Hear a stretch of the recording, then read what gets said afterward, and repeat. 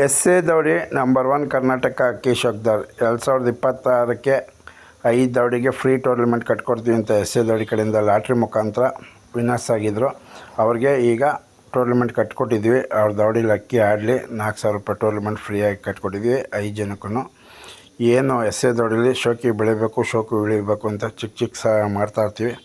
ಅದರಲ್ಲಿ ನನ್ನ ಪ್ರೀತಿಗೆ ಕುಚುಕುಗಳು ಬೇಜನ್ ಜನ ಸಪೋರ್ಟ್ ಮಾಡಿದ್ರೆ ಎಲ್ಲರಿಗೂ ಒಳ್ಳೆಯದಾಗಲಿ. ವೇಣು ಗೋಪಿನಾಥ್ ದೌಡಿಗೆ ಒಳ್ಳೆಯದಾಗಿ ಅಕ್ಕಿ ಆಡಲಿ ಅಂತ ಹೇಳ್ತಾ ಎಲ್ಲರಿಗೂ ಒಳ್ಳೆಯದಾಗಲಿ.